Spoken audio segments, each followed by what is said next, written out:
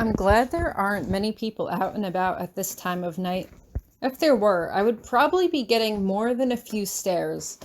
Not just because I wasn't in my robes, but because my clothes were torn and covered with stains that they could correctly assume to be blood. It looked like I had just walked off the battlefield, and I quickly pick up the pace as I continue walking. I quietly cross the quad and head up the stairs to Horse Hall, standing outside my door. It was strange. It didn't feel like my door. If anything, I felt like I should knock. Instead, I just turned the doorknob slowly and walked inside. Virginia and Ellen were sitting on their respective beds, with Donald sitting on mine. As soon as I opened up the door, all eyes snapped to me. No one moved. No one said anything. "Hi," I managed, but it came out almost like a whisper. "I should probably go," Donald says slowly. He gets up and makes his way past me out the door without looking at me once. I wait until the door shuts behind me. "Are you guys okay? Ellen?" Ellen looks away. "She doesn't really want to talk to you right now," Virginia snaps. "Where have you been?" "I'm sorry, it takes a few days to recover from being technically dead," I snap back. Ellen looks up, but Virginia holds her ground. "Technically dead? You don't look dead to me." I'm about to respond when she continues, "And we didn't hear anything that you died." Right, because I'm sure all the teachers would volunteer that 2 students just died in their gymnasium in the middle of the night. "2 students?" Virginia asks, and I stare at her in confusion. "Damien. He's dead." I look between her and Ellen. "He is dead." "That's not what Potsdam said," Ellen says slowly. "She said that he was gone and could never come back." "And I'm pretty sure dead also fits that description," I say testily. "Then why didn't she tell anyone else that?" Virginia asks. Again, I don't think people would be happy if word got out that one student died and another student almost died at Iris Academy right under the teachers' noses. The school does have a reputation to maintain, after all. "So what happened?" Virginia asks. "And tell us the truth this time." "The truth is that Tommy was Damien," I explain. "The truth is, this entire year I was being played. He completely wiped my memory of Hieronymous. I ended up in a coma for a while. Remember, when I was supposedly sick? And then Tommy tried to kiss me. Because if I kissed him and liked him back, the madness that caused me to marry Hieronymous in the first place would kill me for breaking my marriage vows, and Hieronymous could have lost his magic and his memories."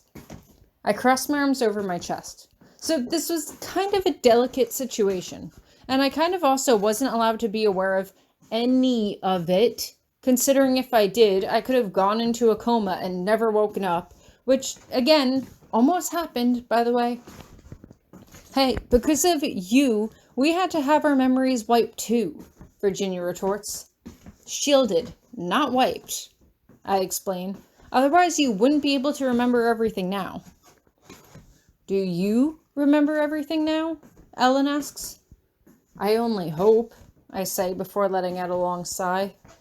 "Look, I'm sorry for getting you guys involved in this, I really am, but I didn't know that Potsdam was wiping or shielding or doing whatever to your memories, because at the time, I also wasn't aware that my own memories were compromised." "But how can we be sure all of our memories are back?" Virginia asks. "Welcome to every day of the rest of my life," I reply. "At least, you had Potsdam doing her memory magic on you. Why would she want to erase your memories?" They're both silent. I have a point. "So, where have you been?" Ellen asks. "After they found us, rumors were going around that you had attacked us before Professor Potsdam had an assembly and told everyone what happened." "That I attacked you?" I asked blankly. "Why would I attack you?" "It was general confusion," Virginia chimes in. "No one knew what was going on. They found Ellen and me, and then when you never came back..." "Oh," I say softly. "Yeah, that must have been when I was dead." So where have you been all this time? Virginia asks. Besides recovering from dying. With your husband? We weren't sure if you were ever coming back. I was in a secret location that I'm not actually allowed to reveal the location of, I say. You know, they had to make sure that my mind wasn't even more compromised than it already was. And is your mind back to the way it was? Virginia asks. I sigh. I hope so. Do you know how much of a violation it was, Virginia asks, for her to just shield her own memories from us? She doesn't want us to talk about it with anyone else, but she said it was okay to talk about it with you. Probably because I know what it's like. Like, I'm sorry this happened, I really am, but blame Damien. He's the one who... I told you to stay away from him last year, Virginia snaps. If you hadn't gone off flirting with him... Yes, and I was totally supposed to know that he was going to work up this whole sick plan of revenge and come after me and my husband. You keep saying husband, Ella notices. Does that mean you two are going to stay together now? At least for now, I admit. I just need... I let my voice trail off as I hold the stone delicately in my fingers, waiting to feel his heartbeat. So he's the one who gave you that stone, Virginia asks. Figures. I figured Tommy didn't. No way a freshman Wildseed could just find one of those. Yeah, just please don't tell anyone. I sigh. I mean, I know last year our marriage was everyone's hot gossip, and now this year, you're still everyone's hot gossip, Virginia confirms. Are you the one who killed Damien? Ellen pipes up. No, I admit. Potsdam did, I think. Can you tell us what happened that night? Ellen asks. From the beginning? I don't want to. I really don't want to relive it. I at least owe you that much, I guess, I say eventually. When I came back to the room after the test, I noticed a note from you saying to meet you in the gym and not to tell any of the teachers, but I had a bad feeling about it, so I sort of reached out to Hieronymous, just to let him know where I was going. Wait, why would you reach out to him if you didn't know he was your husband? Virginia asks. Because I still had feelings for him, I say quickly, pleased that I was now at least capable of expressing interest in my husband without blushing. Anyway, Tommy was there. He taunted me, revealed himself to be Damien, said he was doing this to spite Professor Grabiner for being mean to him for 4 years. And this is why he really should not be that mean to students, Virginia notes. And because I rejected him, I admit. So, anyway, Hieronymous revealed himself, and then we fought. Damien warded the gym, so we couldn't get out with super strong otherworld magic, so I teleported behind him and tried to snap his neck, and... You what? Virginia practically shouts. I ran out of magic, I say loudly. Anyway, Hieronymous fought valiantly, but he got pinned to a wall, and Damien silenced him and sucked his magic, so he was trapped. And you came to his rescue? Virginia asks, although she sounds pretty sarcastic about it. No, that's when Damien pushed me against a wall, I say, my face turning serious.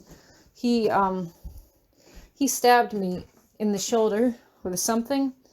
I don't know. I felt my entire left side go numb. But it wasn't numb. It hurt a lot, like something was trying to hack my arm off with a cleaver at the joint or something. I tried to reach out to Hieronymous in my mind, and I tried to see if there was some way to end the marriage, like, right then, so he would still be okay if I died. He told me that he was reaching out to Potsdam and to just stall. They were silent. So, then Damien gave me a choice that he was going to kill one of us. Well, he said he was going to kill both of us, but I could decide which one of us died first. And my hands are shaking, so I hold on to the edge of my bed to calm myself. I told him to kill me. I figured Potsdam would get there before they killed Hieronymous, so he attacked me. I hold out my shirted hoodie for them to see. He, ripped through me somehow. I'm not sure. There was a lot of blood and stuff. It felt like he had put, like, a fireball in my stomach, and it melted all of my skin and stuff away. My ribs were like... Ellen gasps and puts her hand over her mouth, so I stop. I try to smile at Hieronymous to just let him know that I was going to be okay, but like I could feel my blood just dripping out of my mouth, and then I couldn't like breathe. And then there was this bright flash of light, and then I was on the ground, and I was trying to talk to him, talk to Hieronymous and tell him it would all be okay, but I don't know if he heard any of it because I rubbed my throat, gargly, and then, yeah, I blacked out. And Hieronymous said I was technically dead. I guess Professor Potsdam or someone with a lot of green magic was able to bring me back. Green magic can't bring people back from the dead, Virginia says. Almost dead then, I shrug. It just hurt a lot. But that happened last week, she says. Yeah. I hold my arms out in front of me, and I'm still wearing the same clothes from last week. So, if it's all the same to you, I think I need a shower and a change.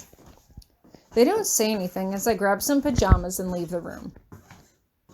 I had told them the truth, or as much as the truth as I wanted to reveal, anyway. They didn't need to know about my romantic weekend with Hieronymous. They had peppered all of my summer comments about him with, ew, too much information. So I didn't really see a reason to share it with them now. I went into the bathroom and stood under the hot water until it ran cold, which, at a magical school, takes a considerably long time. On the way back to our room, I dumped my old clothes in the trash bin in the corridor. Hoodie, shirt, jeans, sneakers, socks. If it touched my body that day, it was gone. Everything except the stone Hieronymous gave me that was linked to his heartbeat. I could never get rid of that. By the time I get back to the room, both Virginia and Ellen were already asleep, and I was grateful for it. I got into my bed and got under the covers, but I couldn't help but feel like something was wrong, like I wasn't supposed to be there. The bed was mine, the pillowcase, the sheets, the blankets. They were all mine, and yet it felt like it belonged to someone else. I wrapped my fingers around the stone and closed my eyes, letting the soothing pulse of his heartbeat wash over me. Even still, it was a long time until I was able to fall asleep.